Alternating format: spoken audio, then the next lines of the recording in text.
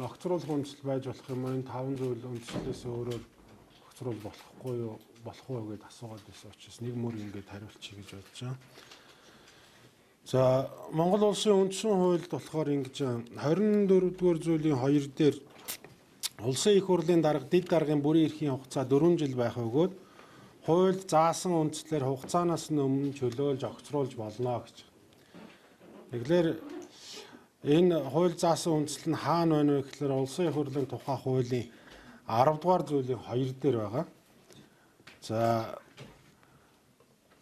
дор дурдсан тохиолдолд улсын их хурлын даргын бүрийн эрх энэ хуулийн 11-д заасан хугацаанаас өмнө дуусгах болно гэж байна. За 11-д нь бол 4 жил байна гэж заасан. За 1-р нас барсан. 2-р өөр ажил шилжих болон бусад шалтгаанаар чөлөөлөгдөх хүсэлтээ өөрөө гаргасныг улсын их хурл хүлээн авсан. 3-р хүн дээр өвчлсөний улмаас цаашид дүүрэгт ажиллаа гүйцэтгэх боломжгүй болсон тухай эмнэлгийн дүгнэлт гаргасныг улсын их хурл хүлээн авсан. Үндсэн хуулийн цэц улсын их хурлын даргыг огцруулах үндсэлтэй гэсэн дүгнэлт гаргасныг улсын их хурл хүлээн авсан. За 5-р гэмт хэрэг үйлдсэн болох шүүхийн хүчин төгөлдөр шийдэх тогтоолоор батлагдсан гэсэн ийм 5 зүйл.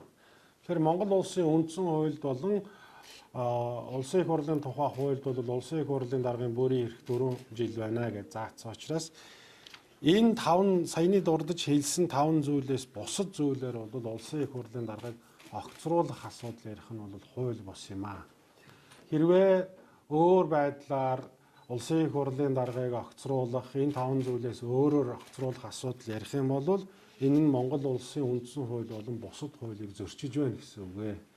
Тийм учраас жишээ нь одоо төрийн эрх мэдлийг хууль бусаар авахаар завдахыг хориглох гэдэг 3 дугаар зүйл дээр байна шүү дээ Монгол улсын үндсэн хууль. Энэ мэтчлэн олон зүйл дээр холбогдно. За мөн одоо улсын их хурлын тухай хуулийн 7-гийн 1-ийн 23-т хууль гишүүний ёс зүйг улсын их хурлын гишүүн чанд баримтлана гэж заасан байна. Тийм учраас улсын их хурлын хэвийн үйл ажиллагаа явуулахад улсын их хурлын гишүүд дэгээс ахаад хууль заасан үндслийнхээ дагуу одоо хандаад огцруулах асуудал байдаг бол хууль заасан үндслэл ярих ёстой. Энэ 5 зүйлээс өөрөөр ярих юм бол энэ нь төрийн үйл ажиллагаанд халдсан, үндсэн хуульч ёсонд халдсан. За ийм буруу жишээг тогтоох юм аа гэж ойлгох хэрэгтэй. Энэ гишүүдийн үндслэл үндсэн болж болохгүй. Энэ дээр бол ингэж байгаа шүү дээ. Нас орсон, өөр ажил шилжих болсон, хүн дээр өвчлсөн, үндсэн хуулийн цэцэн шийдвэр гарсан, гэмт хэрэг үйлдсэн шүүхийн хүчин төгөлдөр шийдэх тогтоолоор батлагдсан гэсэн 5 зүйл байгаа байхгүй. Тэгэхээр энэ зүйлээс өөрөөр бол болохгүй гэсэн. Монгол улсын үндсэн хуулийг бичихдээ 4 жил байна гэж бичсэн байна. За энэ тохиолдолд өмнөх улсын их хурлын даргын үед буюу Зандаа хүүгийн инх бол даргын үед бас яригдсан юм байна лээ. Эртээд бид нар мэдээллийн хэрэгслээр харж байхад Тэмүүжин гишүүн бол улсын их хурлын даргыг огцруулъя гэд бас ардчилсан намын одоо гишүүд өөрсдөө яриад ингээд үнэхээр болохгүй юм байна. Хуульд нь хатуу заасан юм байна. Энэ 5 үндсэл байхгүй бол бид өөрсдөө хууль зөрчиж юм байна гэж болж исэн тухайга ярилцлага өгж илээ шүү дээ. Тэгэхээр улс төрчид бол одоо хуульдаа захирагдаж ажиллах хэрэгтэй. Хууль захирагдаад хуулийнхаа дагуу бүх зүйлдээ хандаад явахгүй бол нийгэмд бас өөр сөрөг үр нөлөө гарах мэдээллүүдийг хүргэж болохгүй л гэж хэлэх гээд байна. Тэгэхээр Монгол улсын төрийн эрх барих дээд байгууллага үйл ажиллагаа явуулах ёстой. За хэдийд юу яаж болох вэ гэж. Одоо суултаа яагаад эсэргүүцээд байж болно шүү дээ.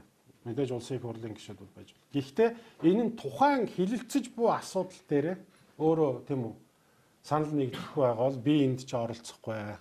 Ингээд хилцэж байгаа тус тусынхаа асуудал дээр нь ярьж болох байхгүй. Хэрвээ гишүүд орж ирээд за ийм үндслэл байна. Та энэ хилцэж байгаа асуудалтай ийм эрх ашигын зөрчилтэй байна. Тийм учраас таныг энэ хуралд аргалахыг энэ асуудлыг хилцэхэд бол хуралд аргалахыг бид хүлээн зөвшөөрөхгүй гэж болно.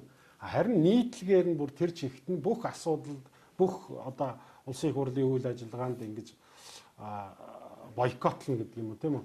Ингэж болохгүй маа гэсэн ийм хуулийн санаа.